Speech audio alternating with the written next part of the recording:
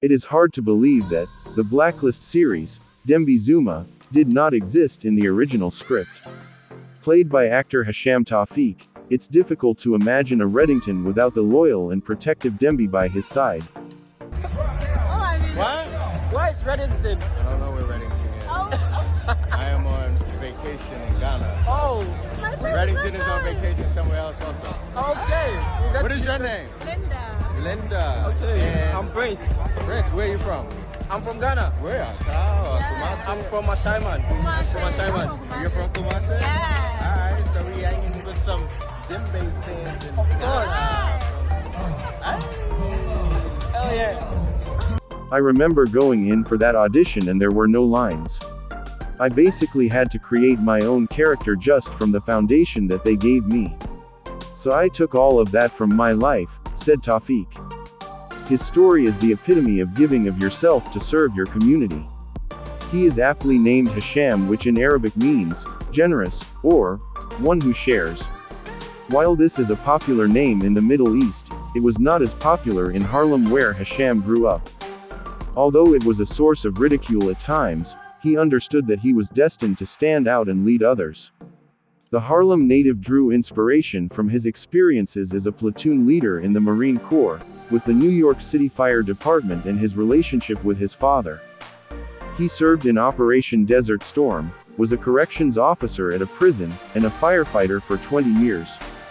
Those roles informed his discipline and stillness for his role as Dembe.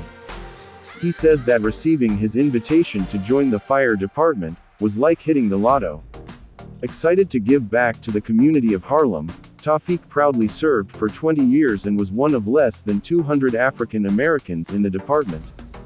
A lot of my time in fire department was heavily involved in recruitment process of going out and hitting the high schools and the streets and just spreading the word about the job so that the ranks of people of color could grow.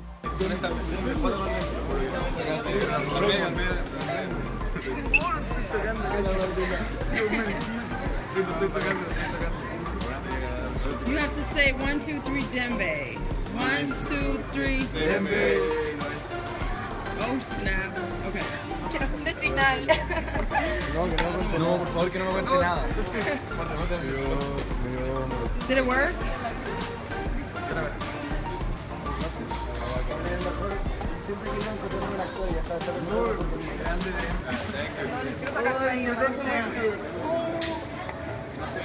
Mírame acá, Maurice, ponte con él. Lo vamos.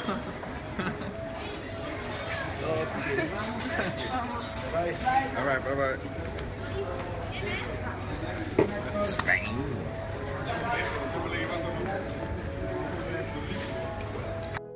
One of his biggest influences was his father.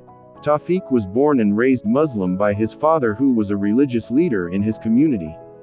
My father had tremendous insight into what was required in the communities we live in and what is required especially as marginalized people.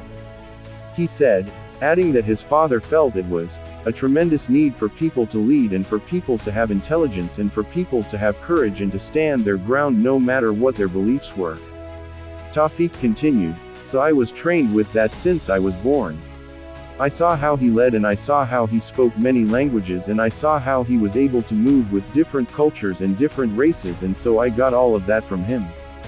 The actor explained that as a religious leader his father was revered by many people, and so he channeled the loyalty of his community toward his father and applied it to his character's relationship with Fugitive Red.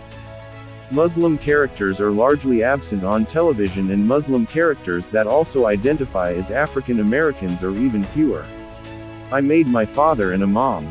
I made him Muslim and I made myself Muslim.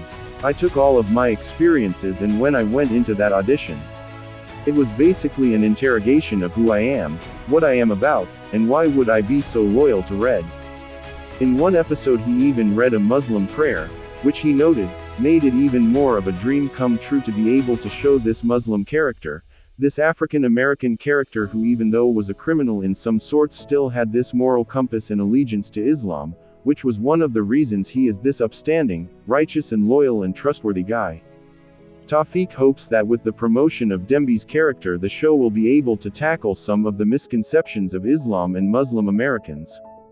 While he feels that the media is principally responsible for demonizing Muslims in this country, he still believes it can also be used as a tool to knock out those false illustrations. One of my torches that I'll be carrying to the grave is spreading the word about the beauty of Islam, he said. He is now serving as a loving father to his son who is 16. With my son, I struggled for a while thinking I could fill my father's shoes and I could do everything he did with me with him, and I found out I couldn't, and I had to create my own footsteps and footprints. However, like his father, he is sure to teach him the value of honesty, self-worth, courage, and leadership just like his father instilled in him. Growing up in Harlem and seeing so many people fall victim to pit holes, whether it's drugs or crime or just not having guidance.